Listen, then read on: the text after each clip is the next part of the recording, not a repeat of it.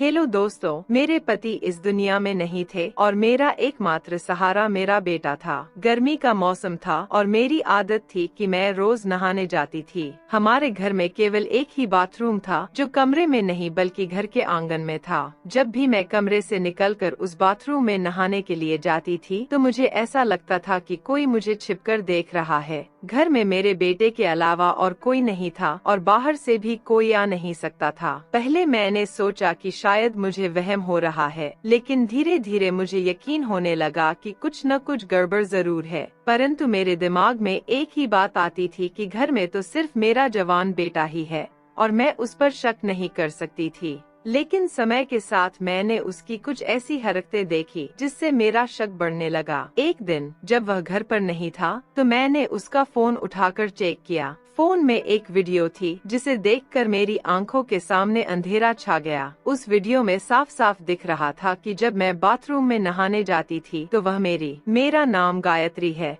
और मेरे जीवन का सफर बहुत ही अनोखा रहा है।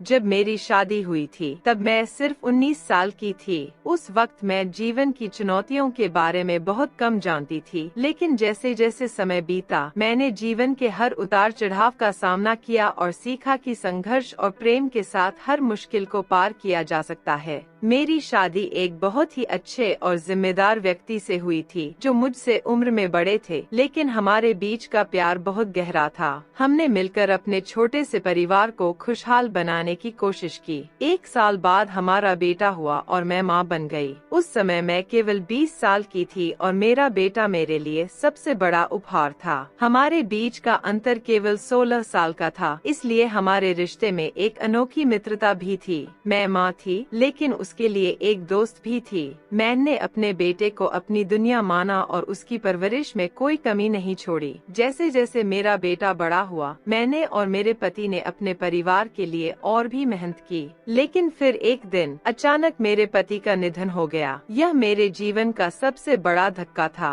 मैंने कभी नहीं सोचा था कि इस तरह से मेरी दुनिया बदल जाएगी। अब मेरे सामने एक नई चुनौती थी, अपने बेटे के साथ इस नई जिंदगी को जीने की। वह अब बड़ा हो चुका था लेकिन उसे जिम्मेदारी का कोई अनुभव नहीं था। उसने हमेशा अपने पिता के संरक्षण में जीवन बिताया था और कभी सोचा भी नहीं था कि एक दिन उसे खुद परिवार का भार उठाना पड़ेगा। मेरे पति के जाने के बाद घर की सारी जिम्मेदारी मेरे बेटे पर आ गई। मैंने उसे समझाया कि अब समय आ गया है जब उसे अपनी जिम्मेदारी निभानी होगी, लेकिन यह सब उसके लिए नया और कठिन था। हमारा घर बहुत बड़ा नहीं था, सिर्फ 2 ही कमरे थे, पर बाहर आंगन बहुत बड़ा था। यह घर उस जमाने का बना हुआ था जब घरों में शौचालय नहीं होते थे। बाद में मेरे पति ने घर के एक कोने में एक छोटा सा शौचालय बनवाया था। यह शुक्र है कि घर में शौचालय बन गया था, क्योंकि बाहर जाना बहुत असुविधाजनक लगता था। वैसे भी अब वह जमाना बीत चुका था। मेरी आदत थी कि मैं रोजाना नहाया करती थी, लेकिन जब से मेरे पति इस दुनिया से चले गए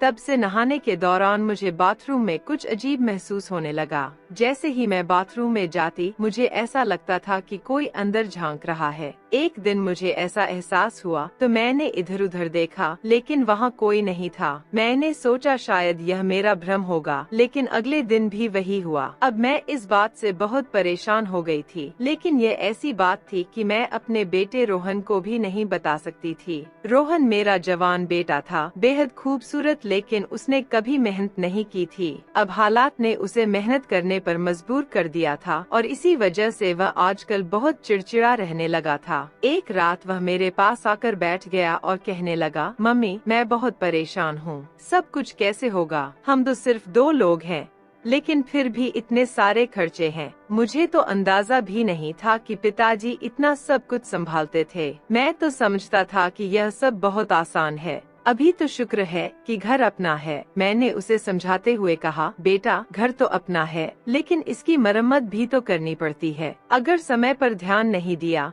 तो यह भी खराब हो जाएगा। रोहन ने सर पकड़कर कहा, अब क्या करें? वैसे मेरे पास एक आइडिया है। आप मेरी शादी करा दो और लड़की वालों से कुछ पैसे मांग लो। उन पैसों से हम घर की मरम्मत भी कर लेंगे और कुछ काम धंधा भी शुरू कर लूंगा। जब मैंने उसके मुंह से ये बात सुनी तो मैं हैरान रह गई। मैंने उसे फटकारते हुए कहा, मैंने तुझे कभी ये सब नहीं सिखाया। लड़की वालों से पैसे मांगना कोई अच्छी बात नहीं है। तेरे पिताजी ने मेरे माँ बाप से एक भी रुपया नहीं लिया था और तू इस तरह की बातें कर रहा है। मुझे ये सब कुछ बिल्कुल भी अच्छा नहीं लगता। मैंने तेरी परवरिश इस तरह से नहीं की है कि तू ऐसी बातें करे। किसी की बेटी को अपने घर लाना कोई मामूली बात नहीं होती, वह भी एक जीती जागती इंसान है, उसका ख्याल रखना पड़ता है। तेरे पिताजी बहुत अच्छे इंसान थे और मैं चाहती हूँ कि तू उनसे भी बेहतर बने, लेकिन तू तो अभी से ही लड़की के दहेज पर नजर टिकाए बैठा है। अगर काम करना है तो मेहनत कर, खुद से कुछ कर। मेरे बेटे को मेरी बात बहुत बुरी लगी। जाहिर है उसे बुरा लगना ही था। वह कहने लगा, मम्मी खर्चे बहुत ज्यादा हैं। मैं तो आपसे अपने दिल की बात कर रहा था और आपने तो मुझे इतना लंबा लेक्चर दे दिया। ठीक है, मत करवाओ मेरी शादी। मैंने कहा, तेरी शादी तब तक नहीं करवाऊंगी जब तक तू कोई पक्की नौकरी नहीं कर लेगा। यह सुनकर वह इतना कहकर चला गया। आजकल नौकरी नहीं मिलती, कोई ना कोई जुगाड़ ही करना पड़ता है। मैंने पूछा, यह जुगाड़ क्या होता है? तो वह कहने लगा, जुगाड़ का मतलब है शॉर्टकट से पैसा कमाना। मैंने कहा, ऐसे कभी कुछ हासिल नहीं होता, मेहनत करनी पड़ती है। रोहन के जाने के बाद मैं अकेली बैठी सोचती रही। अब मुझे सिर्फ अपने बेटे की चिंता नहीं थी, बल्कि उस डर और अजीब एहसास की भी थी जो मुझे बाथरूम में होता था। क्या यह सच में मेरा वहम था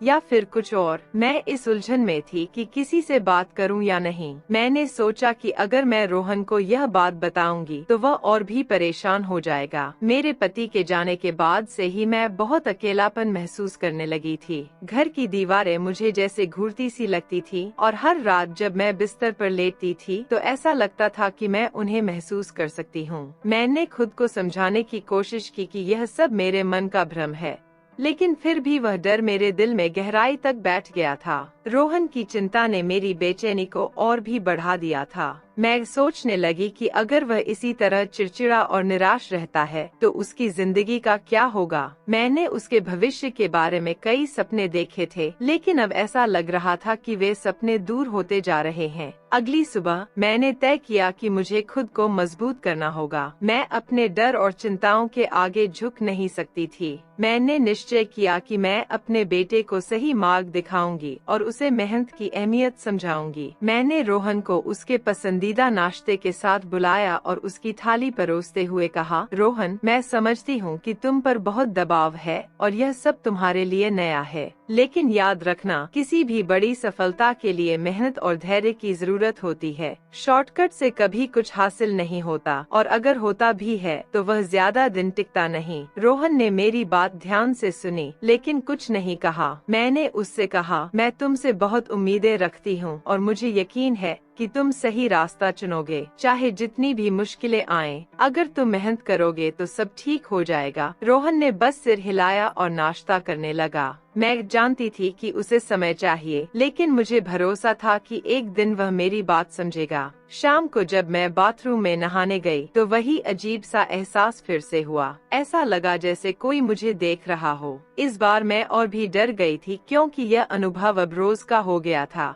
मुझे लगा कि अब इसे और नजरअंदाज करना सही नहीं होगा। मैंने निश्चय किया कि इस बारे में कुछ करना चाहिए। मैंने बाथरूम के कोने कोने को जांचा, लेकिन कुछ भी असामान्य नहीं मिला। मैंने सोचा कि शायद यह सिर्फ मेरी मानसिक स्थिति का प्रभाव है, लेकिन क्या वाकई ऐसा ही था? क्या मैं खुद को ही धोखा दे रही थी? अगले दिन एक औरत मेरे पास आई जो मेरी मुंह बोली बहन थी। उसने मेरे बेटे को पहली बार गोद में उठाया था जब वह पैदा हुआ था, क्योंकि वह एक दाई थी। आजकल वह रिश्ते वाली आंटी भी बनी हुई थी। उसने कहा, रोहन को कुछ समझाती क्यों नहीं हो? यह जिन लोगों के साथ बैठता है वे लोग बिल्कुल अच्छे नहीं हैं। पता है इसके दोस्त ने क्या किया है? तुझे बताऊं तो तू भी हैरान रह जाएगी, और मुझे लगता है कि तेरे बेटे ने भी वही किया होगा। मैंने पूछा, क्या मतलब? उसने कहा, जो लोग इसके साथ ज्यादा उठते बैठते हैं उनमें से 2 लड़कों ने एक लड़की के साथ। वह बोल ही रही थी कि मैं समझ गई। मैंने कहा,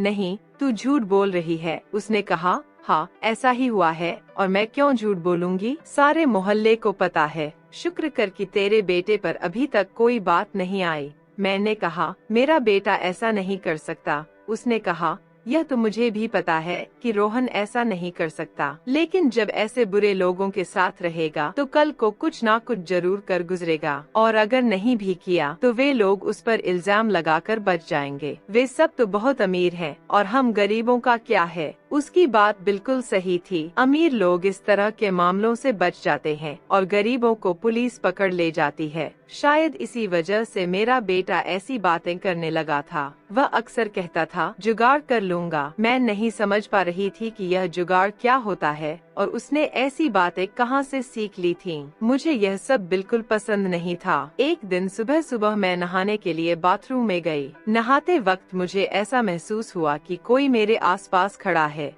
मेरे मुंह पर साबुन लगा हुआ था, इसलिए मैं आंखें नहीं खोल पाई। लेकिन अचानक मुझे किसी की सांसों की आवाज सुनाई दी, जैसे कोई पास ही सांस ले रहा हो। मैं घबरा गई और जल्द से जल्द कपड़े पहनकर बाहर निकल आई। जैसे ही मैं बाहर निकली, मैंने देखा कि मेरा बेटा सामने खड़ा था। उसकी हालत देखकर ऐसा लग रहा था जैसे वह कहीं से भाग कर आया हो। उसने तुरंत पूछा, क्या हुआ मम्मी, आप परेशान लग रही हो। मैंने उसकी ओर देखा और कहा, मुझसे ज्यादा तो तू परेशान लग रहा है। क्या हुआ है? वह बोला, नहीं ऐसा कुछ नहीं है, आप बताओ क्या हो गया। मैं उसे क्या बताती। मैंने उससे पूछा, जब तू बाहर से आया तो क्या तूने किसी को यहाँ से निकलते हुए देखा? वह आश्चर्यचकित होकर बोला, इस बात का क्या मतलब है? क्या घर में कोई आदमी आया था? अगर ऐसा है तो मैं उसे जिंदा नहीं छोड़ूंगा। मैंने उसे शांत कराते हुए कहा, पहले पूरी बात तो सुन ले। फिर मैंने उसे बताया कि मुझे ऐसा लगा जैसे कोई आसपास खड़ा है। मैंने उसे पूरी बात नहीं बताई क्योंकि मुझे शर्म आ रही थी। वह कहने लगा, नहीं मैं बाहर से ही आया हूँ, यहाँ कोई नहीं था, न गली में और न ही आसपास कोई दिखा। मैं सोच में पड़ गई कि अगर कोई नहीं था तो फिर मैंने जिसे महसूस किया वह कौन था? वह कोई भी हो, इतनी जल्दी तो भाग नहीं सकता था। कुछ दिनों बाद ऐसा ही एक और वाकया हुआ। जब मैं बाथरूम से बाहर निकली तो फिर से मेरा बेटा वहीं खड़ा था। यह मेरे लिए बहुत अजीब था कि मुझे बार बार ऐसा क्यों लग रहा था कि कोई मुझे देख रहा है,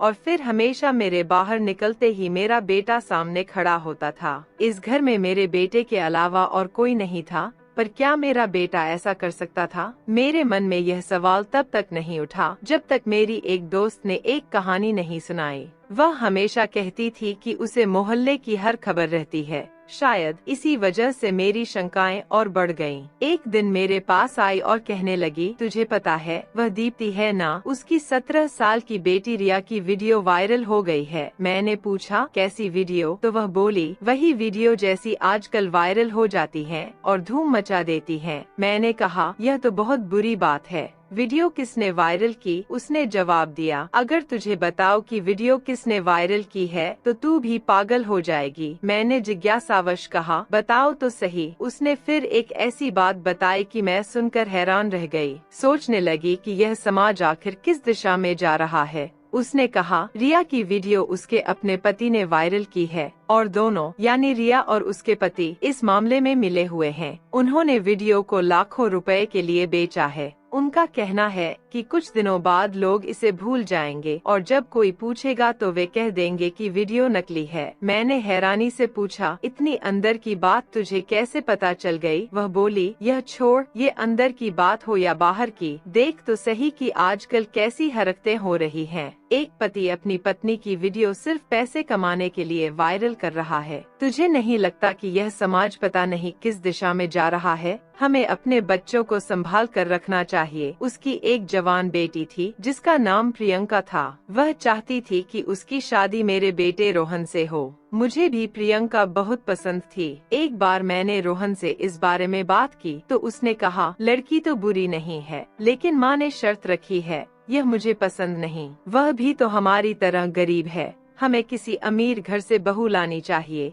मैं उसे समझाती रहती थी कि ऐसी बातें मत किया कर। गरीबों के घर में गरीबों की बेटियां ही आती हैं। अमीरों की बेटियां गरीबों के घर में गुजारा नहीं कर पाती। मुझे समझ नहीं आ रहा था कि मेरा बेटा इतना लालची कब से हो गया है। उसके दिमाग में ऐसी बातें क्यों आने लगी कि लड़की के साथ पैसा भी आना चाहिए। मैंने उससे कहा, तुम पहले कोई अच्छी नौकरी तलाश कर लो, फिर मैं तुम्हारी शादी प्रियंका से करा दूंगी। लेकिन ज्यादा वक्त नहीं लगा सकते क्योंकि वह भी जवान है और तुम भी। लड़कियों की शादी जल्दी होनी चाहिए। उसकी माँ भी उसकी जल्दी शादी करवाना चाहती थी।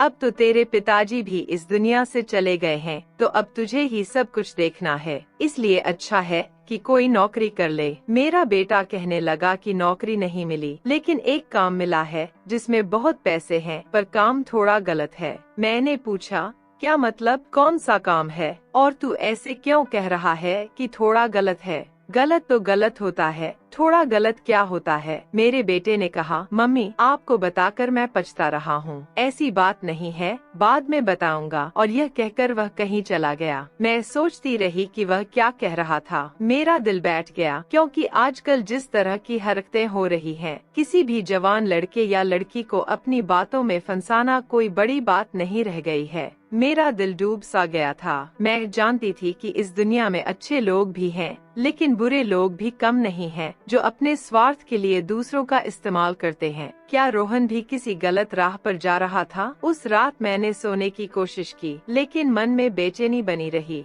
रोहन की बातों ने मेरे अंदर एक अजीब सा डर पैदा कर दिया था। मैं समझ रही थी कि रोहन मुझसे बहुत कुछ छिपा रहा है, और यह बात मुझे अंदर ही अंदर खाए जा रही थी। मेरे पति के जाने के बाद से ही मैं खुद को बहुत अकेला महसूस करने लगी थी। रोहन ही मेरा सहारा था, और अब उसी के बारे में मुझे चिंता सताने लगी थी। मैंने उसे बड़े प्यार से पाला था, उसे सिखाया था कि ईमानदारी और मेहनत से ही जीवन में सफलता पाई जा सकती है। लेकिन अब ऐसा लग रहा था कि वह मेरी बातों को भूलकर किसी गलत रास्ते पर चलने की सोच रहा है। अपने पति के जाने के बाद मैंने खुद को बहुत मजबूत बना लिया था, लेकिन अब रोहन के बारे में सोचकर मेरा दिल कमजोर हो जाता था। क्या मैं रोहन को सही रास्ते पर ला पाऊंगी? क्या वह समझ पाएगा कि जीवन में शॉर्टकट नहीं होते और गलत रास्ते पर चलने का परिणाम हमेशा बुरा ही होता है? मैंने अपनी एक दोस्त से सुना था कि उसके पति ने उसकी वीडियो वायरल कर दी थी। इस बात ने मेरे दिल में भी एक डर बैठा दिया था। मैं सोचने लगी कि कोई मेरे साथ भी ऐसा कर सकता है। कोई मुझे बार बार क्यों देखेगा? कहीं ऐसा तो नहीं कि कोई मेरा वीडियो बना रहा हो और मुझे पता ही न हो? यह सोचते ही मेरा दिल बैठ गया। मैंने अपनी पूरी जिंदगी अपने पति के साथ बहुत अच्छे तरीके से बिताई थी। मैं एक शरीफ औरत थी, और अब इस उम्र में अगर मेरे साथ कुछ ऐसा हो जाता तो मैं क्या करती? मेरे जवान बेटे को अगर यह बात पता चल जाती कि यह सब कौन कर रहा है, तो वह शांत नहीं बैठता। वह जज्बाती और जोशीला था, और उसे भी कुछ करना था। यह सब सोचकर मैं बहुत डर जाती थी। हमारे शौचालय की स्थिति ऐसी थी कि वह घर के कोने में बना हुआ था, जिसकी पिछली दीवार गली की ओर थी। उसमें एक बड़ा सा रोशनदान था, जिसके ऊपर कुछ भी नहीं लगा हुआ था। रोशनदान इतना ऊंचा था कि वहां से कोई दिखाई नहीं देता था, इसलिए हमने उस पर न कोई कपड़ा लगाया और न ही जाली। लेकिन अब मेरा दिल बहुत बेचैन हो गया था, इसलिए नहाने से पहले मैंने उस रोशनदान के ऊपर अपना दुपट्टा लगा दिया, ताकि कोई देख न सके। लेकिन वहां तक पहुंचने के लिए किसी को किसी ऊंची चीज पर चढ़ना पड़ता। गली का स्तर ऊंचा था और हमारा घर नीचा, इसलिए मैंने सोचा इतनी मेहनत कोई क्यों करेगा, वो भी एक बूढ़ी औरत के लिए। हालांकि मैं इतनी बूढ़ी भी नहीं थी, मेरी उम्र अभी सिर्फ 35 साल की ही थी।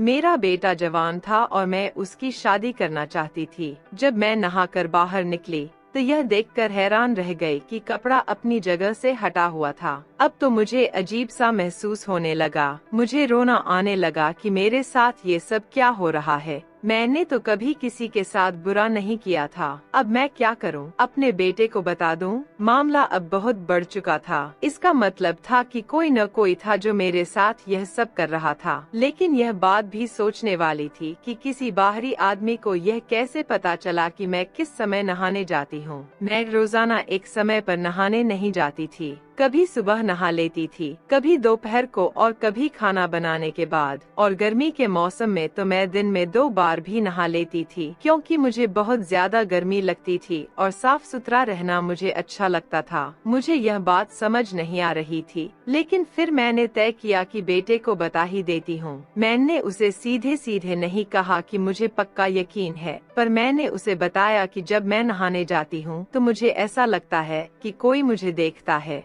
मुझे शक है कि यह रोशनदान की तरफ से होता है। मुझे लगा था कि यह सुनकर मेरा बेटा पागल हो जाएगा और कहेगा, कौन है वो? मैं पता करता हूँ, उसे नहीं छोड़ूंगा। लेकिन उसके जवाब ने मुझे चौंका दिया। उसने बस इतना कहा, कोई बात नहीं, आपको ऐसा ही लगा होगा। इस बात को छोड़िए, परेशान होने की जरूरत नहीं है। कौन है जो ऐसी हरकत कर सकता है? आप इन सारी बातों को भूल जाइए। उसने इस बात को इतना हल्के में ले लिया कि मैं हैरान रह गई। मुझे उससे ऐसी प्रतिक्रिया की बिल्कुल उम्मीद नहीं थी। वह तो बड़ा गुस्से वाला था और अपनी माँ के मामले में उसे तो और भी गुस्सा आना चाहिए था। घर की औरतें तो अपनी इज्जत होती हैं, लेकिन वह बिल्कुल भी परेशान नहीं हुआ। मुझे लगा कि उसे परेशान होना चाहिए था, फिर उसने क्यों नहीं किया? मैं उसकी माँ थी और यह बड़ा मामला था, लेकिन वह मजे से बैठा रहा। मैंने भी दोबारा बात नहीं की और सोचा कि खुद ही पता करती हूँ कि यह सब कौन कर रहा है।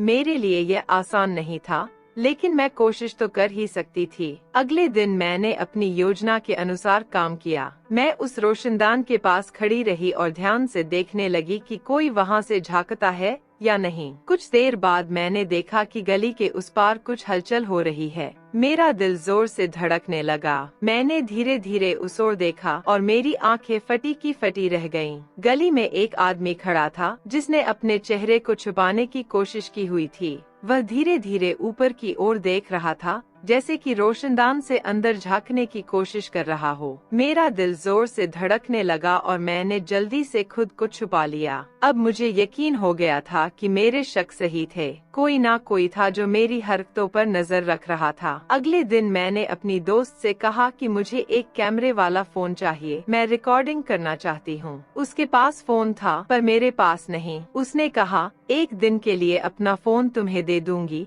पर पहले मुझे बताओ कि बात क्या है। मैंने कहा था कि अभी नहीं बता सकती, बाद में बता दूंगी। मैं उस फोन को बाथरूम में रखना चाहती थी और रोशनदान की तरफ कैमरे का मुंह करके देखना चाहती थी कि मुझे बाहर से कौन देखता है। मुझे लगा कि मैंने बहुत अच्छा आइडिया सोचा है। इससे बेहतर और कुछ नहीं हो सकता। इससे रिकॉर्डिंग भी हो जाती, वीडियो भी बन जाती और मुझे पता चल जाता कि हरकत कौन कर रहा है। साथ ही मेरे पास सबूत भी आ जाता। मैंने अपनी दोस्त से फोन लिया और उसे ऐसी जगह पर रखा, रोशनदान की तरफ कैमरा कर दिया और रिकॉर्डिंग शुरू कर दी। लेकिन जब रिकॉर्डिंग देखी तो हैरान रह गई, क्योंकि रिकॉर्डिंग ठीक से नहीं हो पाई थी। शायद उसके फोन का कैमरा खराब था। इसके बाद उसने अपना फोन मांग लिया और कहा कि उसे फोन की जरूरत है। वह लोगों की बेटियों के रिश्ते करवाने का काम करती थी, इसलिए मैं बार बार उससे फोन नहीं मांग सकती थी। हमारे पास इतने पैसे भी नहीं थे कि उस जगह को बंद करवा दे या फिर बाथरूम कहीं और बनवा दें। घर के हालात पहले से ही खराब थे। जब मेरे पति का निधन हुआ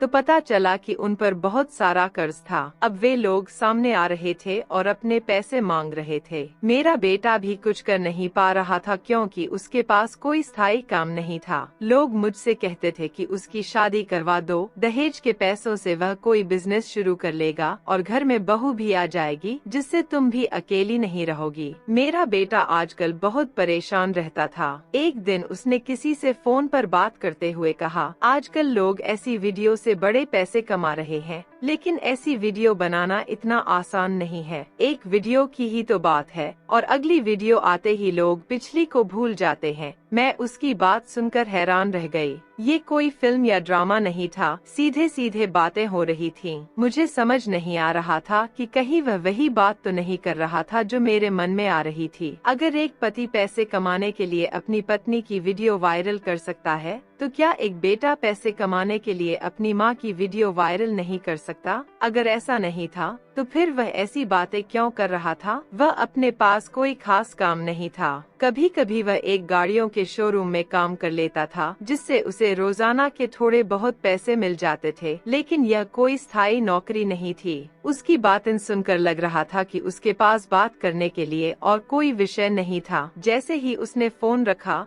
मैं उसके पास गई और पूछा, तुम किससे बातें कर रहे थे? कौन सी वीडियो बनाओगे और वायरल करोगे? क्या तुम भी उस आदमी की तरह कुछ करने का सोच रहे हो जिसने अपनी बीवी की वीडियो वायरल कर दी थी? मेरा बेटा यह सुनकर हैरान रह गया। उसने कहा, मम्मी आप कैसी बातें कर रही हो? बात को कहां से कहां जोड़ रही हो? मैं अपने दोस्त से बात कर रहा था, बस वैसे ही बात हो रही थी। मैंने फिर उससे पूछा, तो फिर वह कौन सी वीडियो थी जिसकी बात कर रहे थे? आजकल तो हर तरफ औरतों की ही वीडियो वायरल होती हैं, जिनमें या तो वह डांस कर रही होती हैं या फिर कुछ और कर रही होती हैं। देखो, अगर मुझे पता चला कि तुमने भी कोई गलत हरकत की है तो मैं तुम्हें जेल से भी नहीं छुड़वाऊंगी। उसने गुस्से में जवाब दिया, मम्मी मैं ऐसी कोई हरकत क्यों करूंगा जिसकी वजह से मुझे जेल जाना पड़े? फिर मैंने उसे याद दिलाया, मैंने तुम्हें बताया था कि जब मैं नहाने जाती हूँ तो मुझे ऐसा लगता है कि कोई बाहर खड़ा होकर देख रहा है।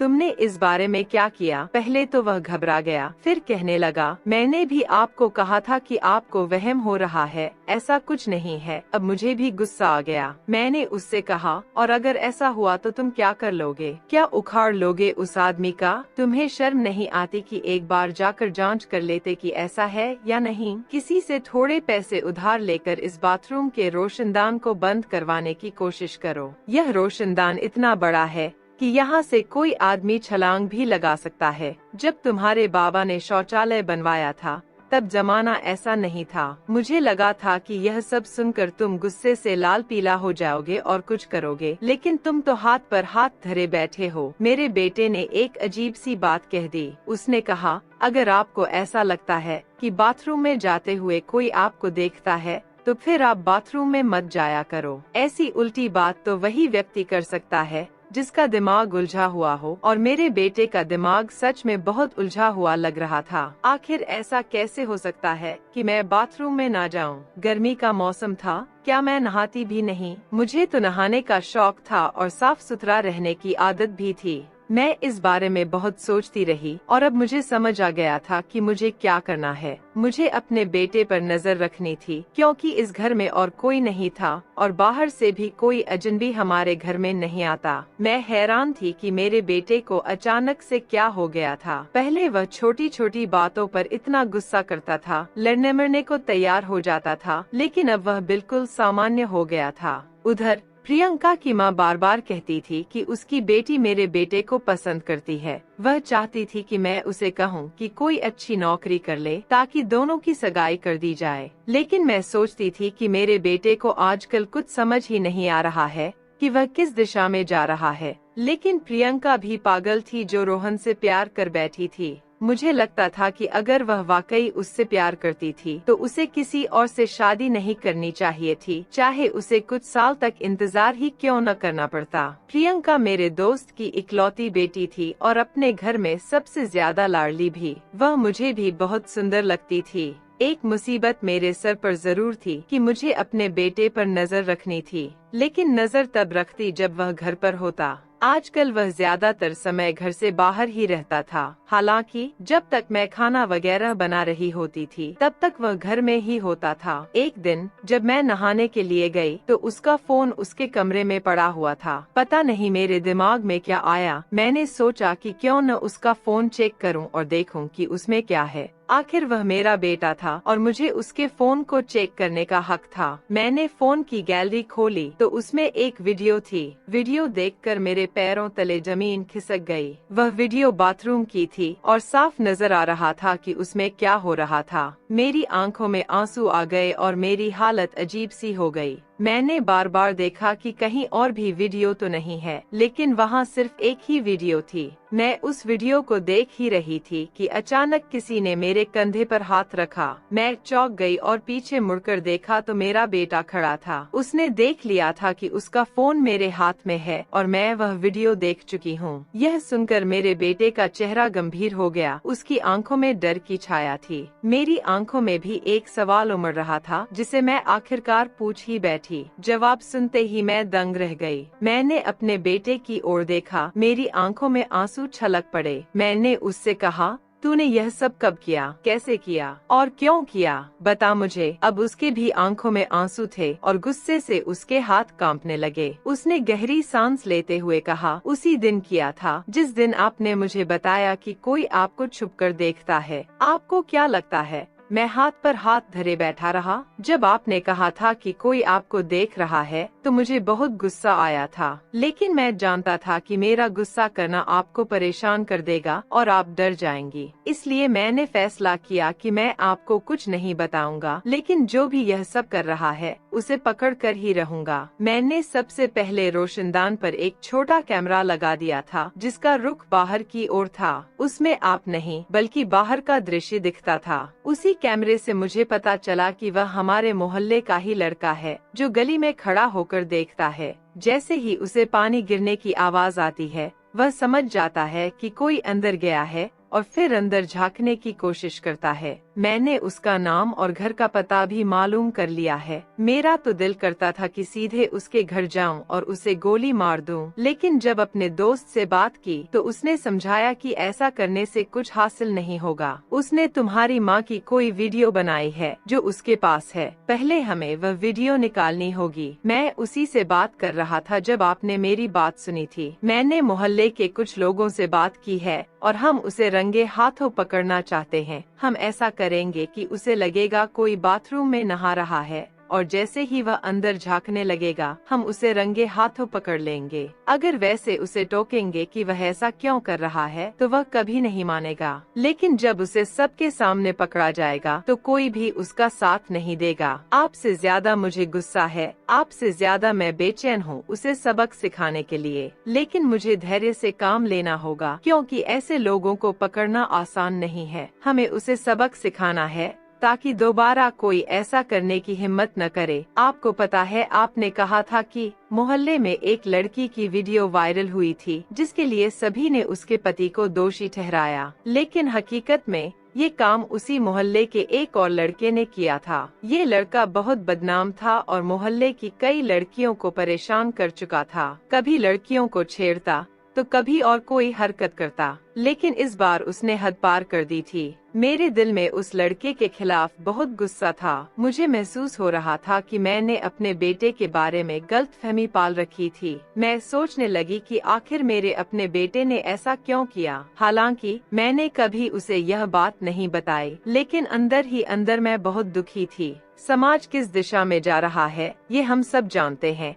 लेकिन फिर भी मुझे अपने बेटे पर गर्व था। आखिरकार मेरे बेटे ने योजना बनाई और जब वह बदमाश लड़का रोशनदान की ओर देख रहा था तभी मेरे बेटे ने उसे पकड़ लिया। मोहल्ले के लोगों ने उसे देख लिया था, फिर सबने मिलकर उसकी पिटाई की और पुलिस के हवाले कर दिया। उसका मोबाइल वगैरह सब छीन लिया गया था, लेकिन बाद में पता चला कि उसमें कोई वीडियो नहीं थी। हालांकि उसने और भी कई लड़कियों की वीडियो बनाई थी। पुलिस ने कहा कि उसके खिलाफ कई केस बन सकते हैं, FIR दर्ज करवाइए, हम इसे छोड़ेंगे नहीं। इस घटना के बाद मैंने घर का रोशनदान भी बंद करवा दिया। बेटे की नौकरी भी लग गई और हमने उसकी शादी प्रियंका के साथ करने का फैसला किया। दोनों की सगाई हो चुकी थी और अब शादी होने वाली थी, लेकिन अभी भी जब मैं उस वक्त की बातों को याद करती हूँ तो गुस्सा आ जाता है। ये सब मेरी एक दोस्त की वजह से हुआ था जो मोहल्ले में लोगों को कहानियाँ सुनाती थी। अब उसकी बेटी ही मेरे घर की बहू बनने वाली है,